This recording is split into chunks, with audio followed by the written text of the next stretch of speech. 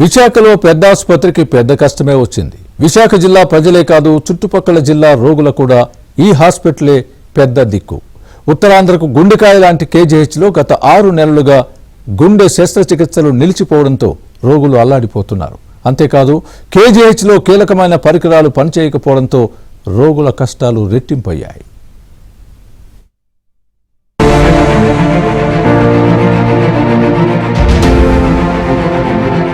ఉత్తరాంధ్ర ప్రజల ఆరోగ్య సంజీవిని అయిన కేజీహెచ్ కు కష్టాలు వచ్చాయి. ఉత్తరాంధ్ర పెద్ద ఆసుపత్రిగా పేరుగాంచిన కేజీహెచ్ లో గడిచిన కొన్ని రోజుల నుంచి గుండె శస్త్రచికిత్సలు జరగటం లేదు. ఆపరేషన్లు నిర్వహించేందుకు అవసరమైన కీలకమైన పరికరాలు పనిచేయకపోవడంతో సమస్య ఉత్పన్నమైనట్టు ప్రజలు చెబుతున్నారు. కేజీహెచ్ లోని కార్డియాలజీ విభాగానికి ఉత్తరాంధ్రతో పాటు ఒడిషా, ఛత్తీస్గఢ్ వంటి రాష్ట్రాల నుంచి ప్రతిరోజు పదుల సంఖ్యలో రోగులు వస్తుంటారు. అయితే గడిచిన కొద్ది నెలలుగా ఇక్కడ ఓపెన్ హార్ట్ సర్జరీలు చేయడంలో ఇబ్బందులు ఎదురవుతున్నాయి. ఈ శస్త్రచికిత్సలు నిర్వహించాలంటే కొన్ని రకాల పరికరాలు అవసరం ఉంటుంది. ఇందులో అత్యంత కీలకమైనది హార్ట్ లంగ్ మెషిన్.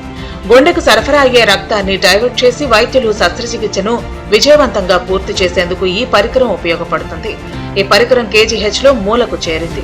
ఒక సంస్థ నుంచి ఈ పరికరాన్ని అద్దె ప్రాతిపదికన తెచ్చి కొద్ది కాలం శస్త్రచికిత్సలు నిర్వహించారు.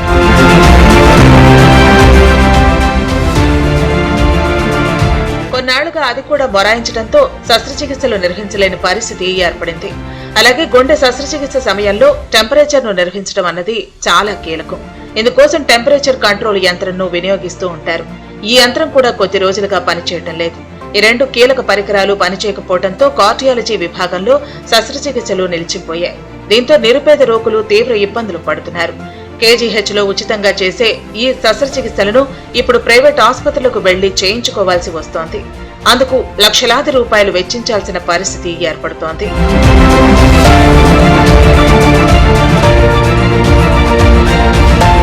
ఈ శస్త్రచికిత్సలు కేజీహెచ్ లో నిర్వహించాలంటే heart lung machine, temperature control machine అవసరం ఉంది. ఒక హార్ట్ లంగ్ మెషిన్ సుమారు 2 కోట్లు ఉంటుంది.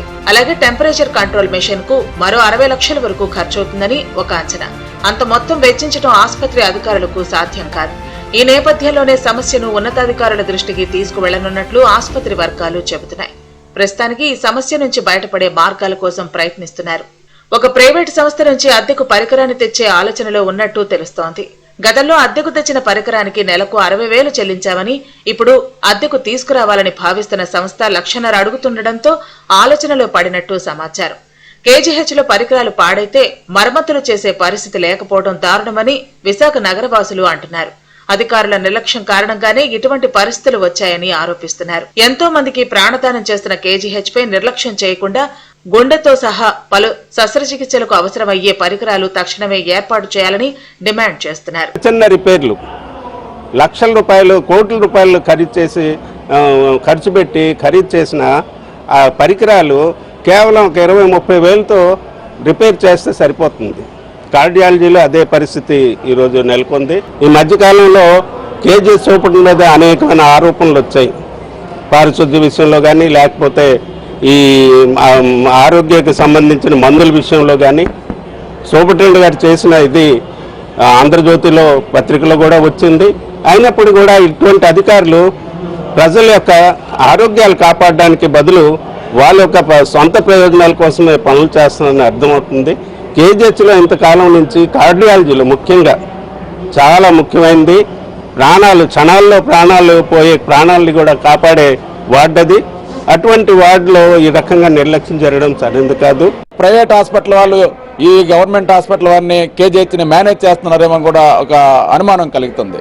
ఈరోజు అత్యంత కడువ పేదవాళ్ళైనటువంటి ప్రజానికం ఈరోజు కేజీహెచ్కి వచ్చి ఆ గుండె సంబంధించిన శస్త్రచికిత్స చేయకపోవడం మరింత అన్యాయం.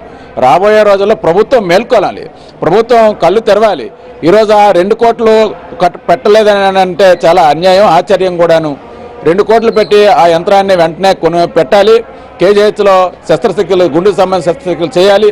కేజీహెచ్ లో ఏర్పడిన పరిస్థితులపై ప్రభుత్వం తక్షణమే దృష్టి పెట్టాలని ప్రజలు అంటున్నారు. గుండెతో సహా అన్ని శస్త్రచికిత్సలు చేయడానికి అవసరమైన పరికరాలు తక్షణమే అందించాలని డిమాండ్ చేస్తున్నారు. రోగులకు అన్ని చికిత్సలు అందుబాటులో ఉండే విధంగా చర్యలు తీసుకోవాలని కోరుతున్నారు.